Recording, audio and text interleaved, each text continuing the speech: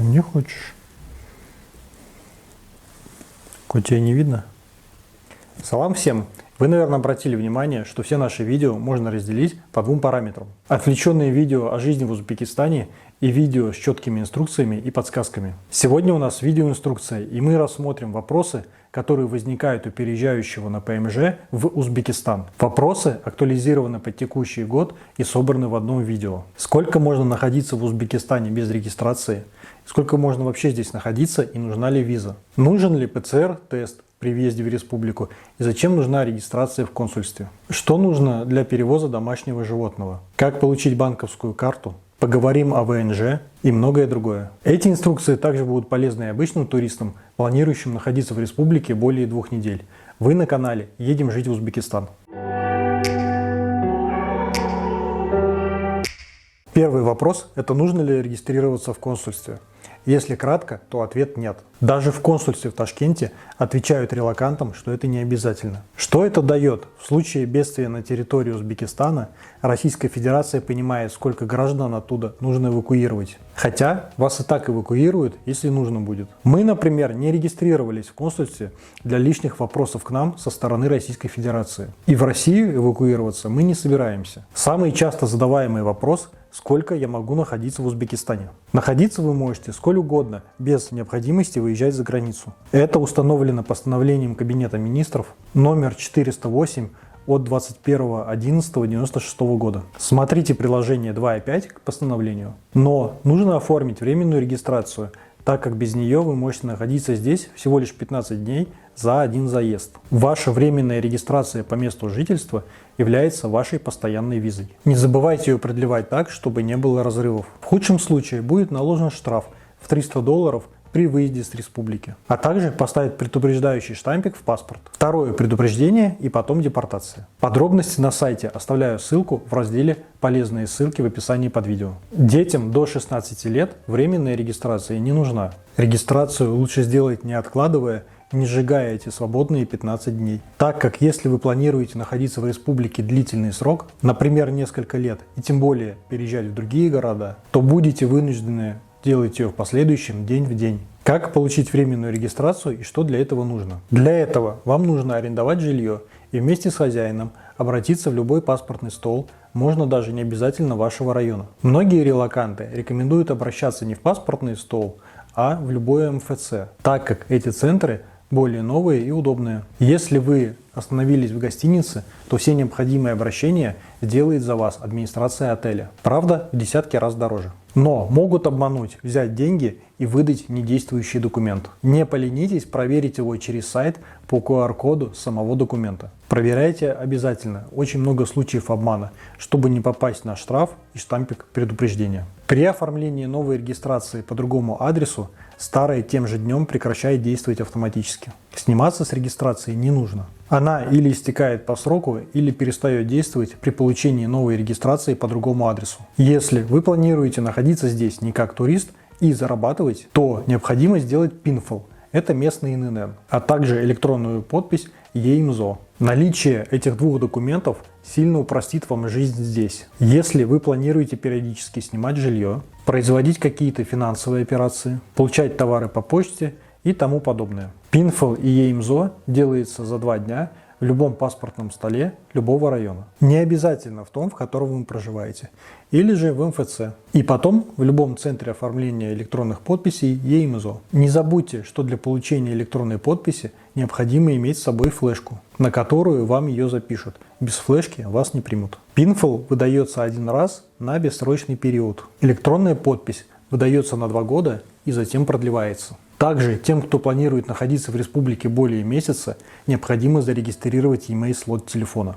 Иначе через месяц слот будет заблокирован. Мобильное устройство будет занесено в черный список. Для вынесения из черного списка и разблокировки слота размер оплаты составит 25% базовой расчетной величины. Поэтому лучше подсуетиться до блокировки в течение 30 дней. Если вы планируете находиться не более 2 месяцев и у вас есть 2 слота в телефоне, то при блокировке первого слота можно переставить симку во второй и пользоваться еще 30 дней. Регистрировать слоты можно в почтовом отделении, но не во всех.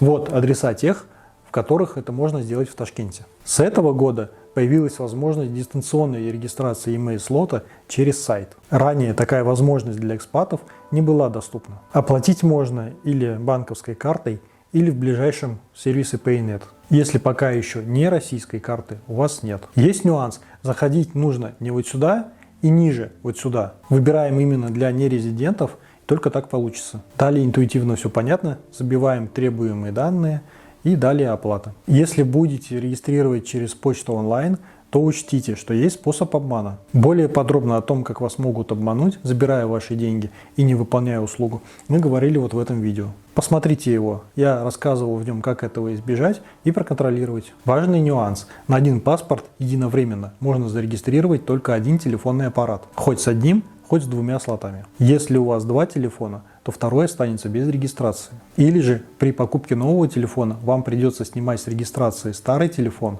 и регистрировать новый. Сделать это можно в одном заявлении. Но тут нужно учитывать, что есть периоды между регистрациями, которые составляют полгода. В моем случае первый телефон я регистрировал более полугода назад, и второй совсем недавно. Поэтому оба аппарата были спокойно зарегистрированы и работают. Кстати, если у вас украли телефон, то его email-слоты можно заблокировать навсегда, обратившись с заявлением в полицию, и более никто им воспользоваться не сможет. Если же вы купили телефон на территории Узбекистана, то всего вот этого, регистрации слотов, делать не нужно. Регистрация слотов нужна только для телефонов, ввезенных неофициально. Для регистрации банковской карты вам необходима местная симка, пускай даже туристическая, которая проработает 90 дней. Также вам нужен будет загранпаспорт, временная регистрация и прожить в республике более 15 дней. После чего обращайтесь практически в любой понравившийся вам банк. Легче всего карту получить в банке.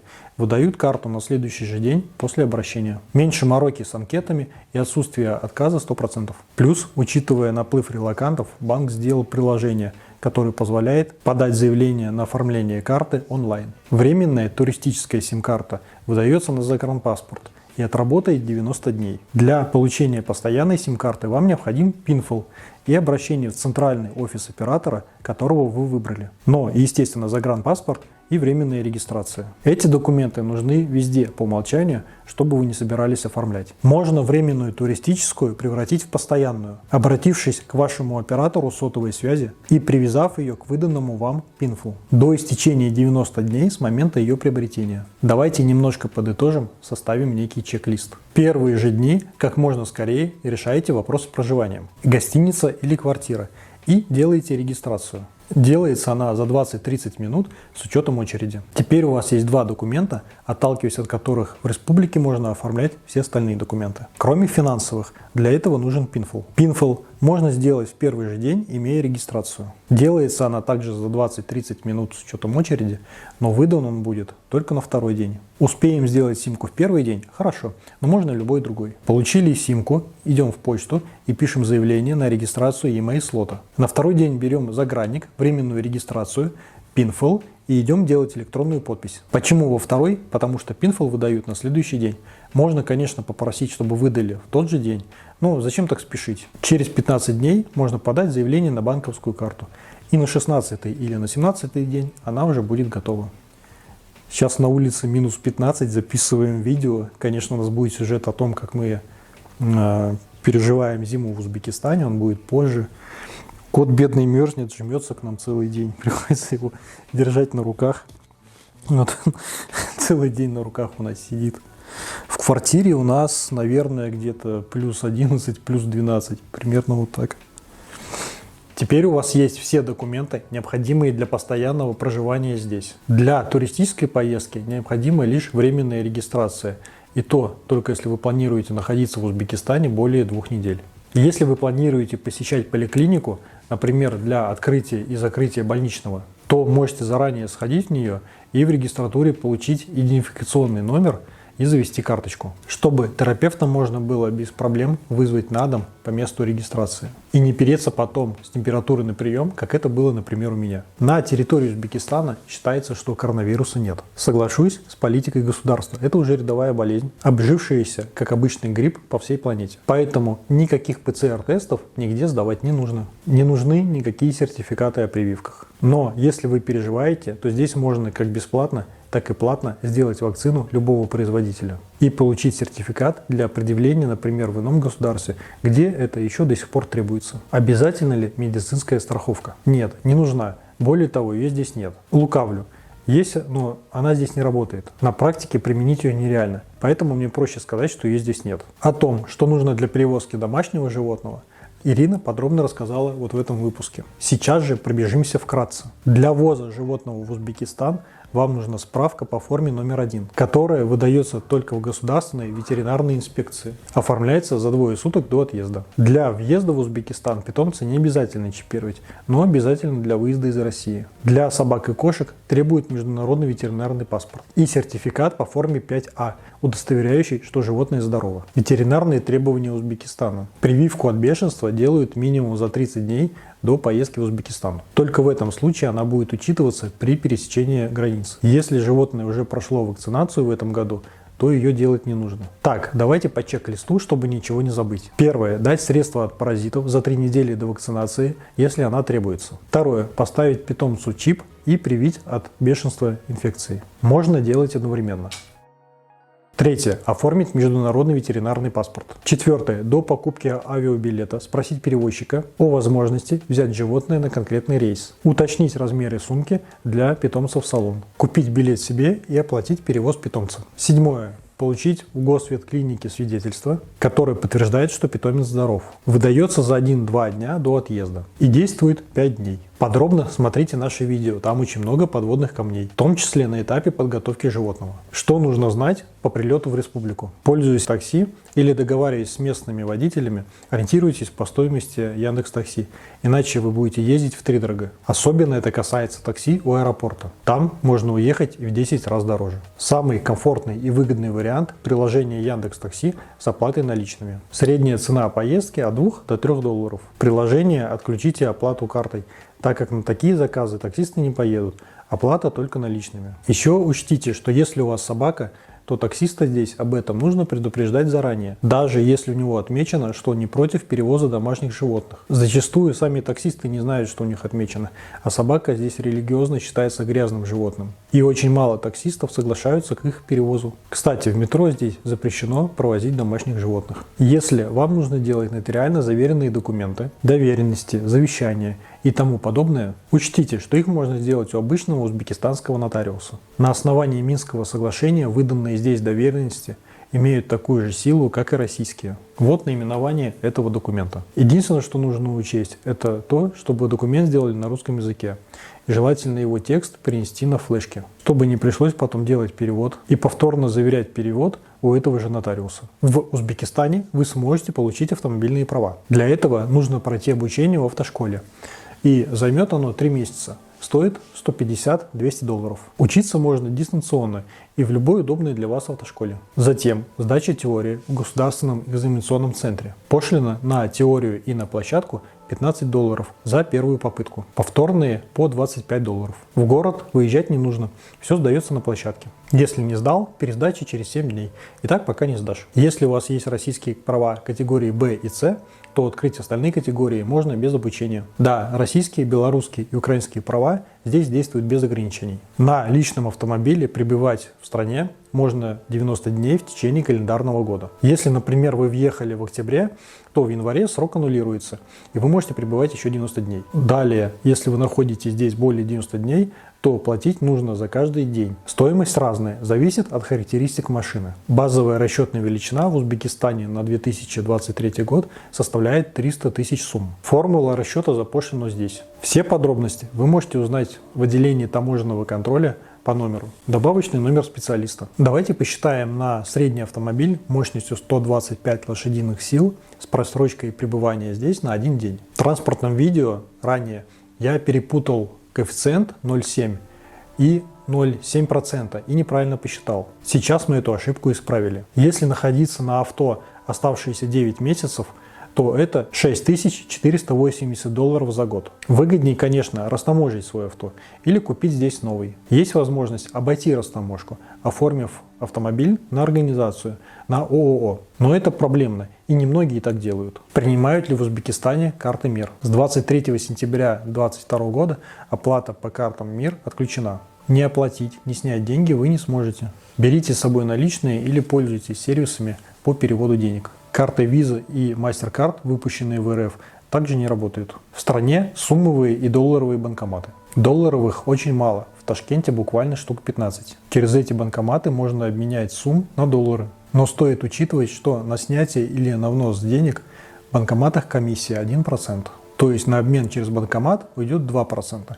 Выгоднее, конечно, воспользоваться обменником в банке. Как подключиться к российскому VPN? Если вам необходимо подключиться к внутреннему VPN по UDP протоколу, например, внутрикорпоративный VPN для удаленной работы. Чтобы поднять VPN-соединение, нужно получить официальное разрешение у государственного провайдера Узбектелеком. Любой UDP-трафик в VPN-туннеле, который не одобрен оператором, будет заблокирован. Весь внешний трафик любого провайдера проходит через маршрутизатор государственного оператора. Решение – установить платное приложение с VPN, типа приложения ExpressVPN. Получение ВНЖ не путать с гражданством. Есть несколько способов. К способам получения ВНЖ можно отнести трудоустройство. Получить ВНЖ можно посредством заключения договора с фирмой, регистрация и ведение бизнеса. Законодательством разрешено регистрировать юридическое лицо с любой формой собственности. Благодаря наличию бизнеса можно оформить ВНЖ и получить его на членов семьи. Инвестирование в какие-либо проекты. Зарубежные инвесторы могут оформить вид на жительство, если вложат в экономику и развитие Узбекистана минимум $300 тысяч.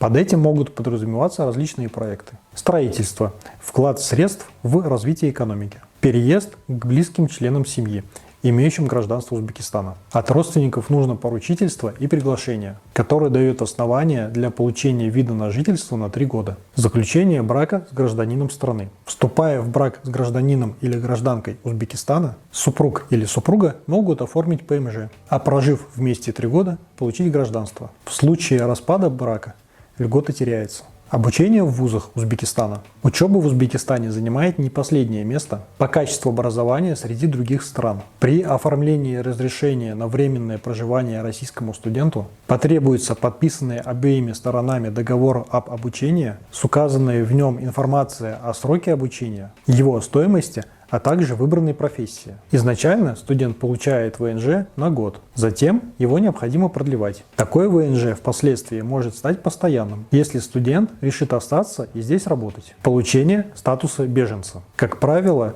этот вариант получения вида на жительство сложен, но если так происходит, его дают сроком на 5 лет. Если ситуация в стране не поменяется, то можно получить ПМЖ. С этого года, кстати, появилась возможность получить гражданство Узбекистана за инвестиции в $1 миллион. И на упрощенное получение гражданства могут теперь претендовать известные ученые, спортсмены, деятели культуры и искусства. В интернете мало информации.